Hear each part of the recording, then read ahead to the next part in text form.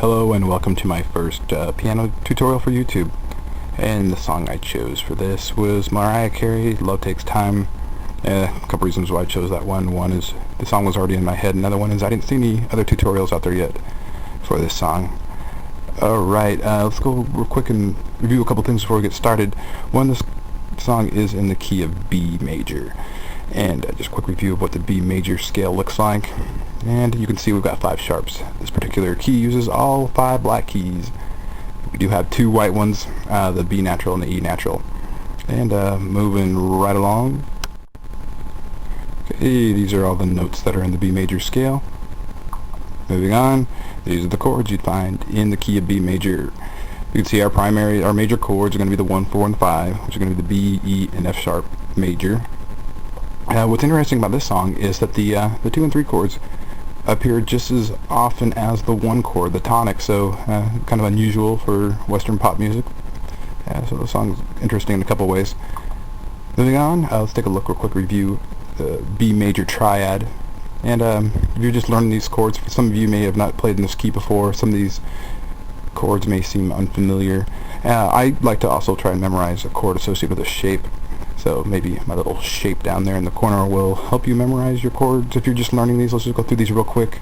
The B major, C sharp minor, D sharp minor, E major, F sharp major, and G sharp minor. Okay, this song has more chords in it than most songs of this genre. Even though we've got 13 chords shown here on the page, I mean, those other ones are just basically variations of the primary 6 chords that we have in the song. So if we go through this whole thing, you learn this whole song, you will learn technically 13 new chords for this. Don't let this intimidate you. We'll go through and explain each one. Let's go ahead and delve into the intro. This is also the A section of the song, which will repeat itself twice after we do the intro. So as you can see, it starts with the tonic, B major, and then it goes through the series of chords as shown on the slide. If you need more time, just go ahead and pause the video. We've got a couple of complex or compound chords in here. You can see we've got a C sharp minor 7, and we've got this F sharp suspended. We'll go real quick and review those. As an example, let's digress back just to the simple C major triad, and of course a C7, which implies a dominant 7th. We're basically adding another minor 3rd on top of the chord. So as you can see, we'd add a B flat if we were playing in C, but we're not playing in C. This particular chord does not appear in the song. So jumping up to the key of B, we got a C sharp minor 7. And another way this helps you too is to add a dominant 7th. It's just 1 whole step below the octave. As you can see here, this B natural is 1 whole step below the C sharp.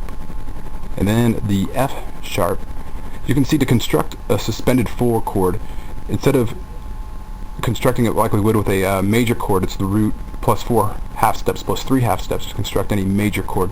To construct an F sharp suspended 4, it'd be the root plus 5 half steps plus 2, and it gives us a sound like this, and then resolves down to the F sharp major. Alright, here we are and to the A section. The first chord is a B major, and this comes in right before the lyrics start. So let's go through the chords real quick. We got that F sharp, G sharp minor, and that D sharp minor, C sharp minor, B major, and then this F suspended, and then back to the F sharp major. Okay, just to avoid any confusion, I want to cover inversions real quick before we go into my next slides, because you'll see that I use a lot of inversions, and some of you may wonder why, as I explained a chord looking a certain way, it's going to look different here in these upcoming slides. And all inversion is just rearranging the keys in a different order.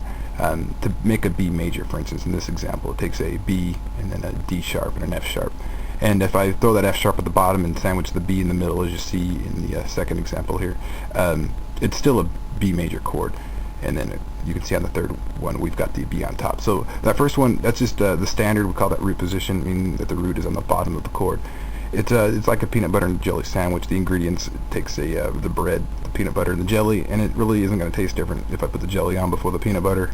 The similar analogy here with chords. Alright, let's go on. Okay, yeah, now that we've got the chords established, let's just come up with a couple ideas here for the left hand. We'll start off with the most simple form, and that would be just stacking a couple roots there with your left hand underneath the chords. So let's go ahead and try that, and also cover some of the leading tones that you'd hear in the recording. Okay, so starting with B, then to the F sharp, G sharp minor, then the D sharp minor, coming down to that C sharp minor 7. Then we got the B major. Then our Fs. And resolving that F. Then the leading tones to get you back into the song again. And then back and start all over again. And then we'd integrate the melody in with it. Then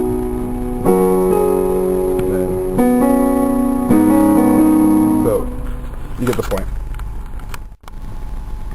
The next step in creating something interesting with the left hand would be, of course, to add the fifth.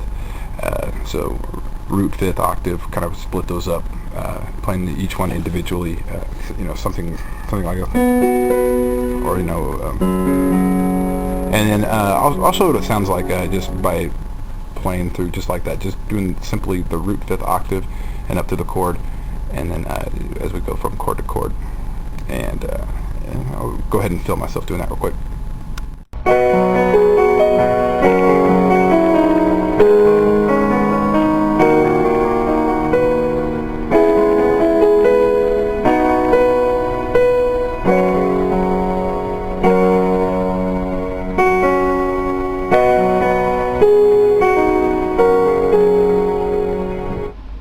Okay, let's cover the melody just real quick. This is probably going to be the easiest way, even though it's not that easy to hold the camera and try and play this. Now here's the melody here, starting on the G sharp.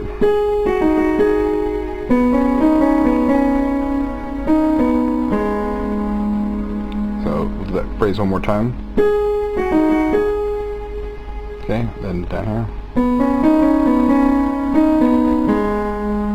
Landing on the G sharp again, and it comes over to this.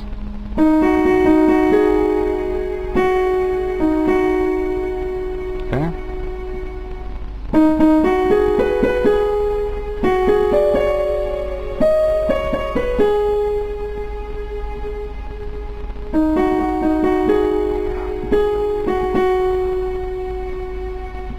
All right, got that? We'll do it one more time, just to make sure.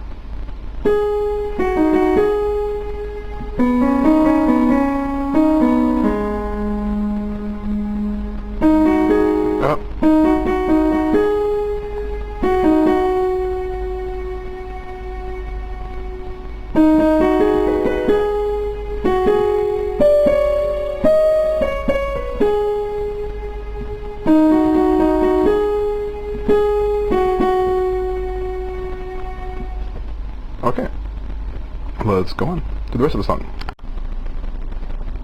First of all, I'd like to apologize for my ghetto setup here and my super dusty piano. That's what happens when you're here in Iraq. So you want to see what Iraq looks like? I'll take a peek outside. Okay, let's hurry and jump to the chorus. I don't think I'm going to have it anywhere near enough time to finish this whole thing here. 10 minutes just isn't enough. It's okay, I'll just make like a part 2, and at this rate I'll probably have to make a part 3 as well. Real quick before we go into the chorus, here's what the chords look like. Okay, got it? And then on the next slide you can see that the second part of the chorus. Okay, here's the chords. We'll go into this in more detail here in part 2. I just ran out of time here. I'll go ahead and just play real quick just the chorus and what it's going to sound like, and we'll go ahead and get into more details on part 2. Sorry, I ran out of time. Alright.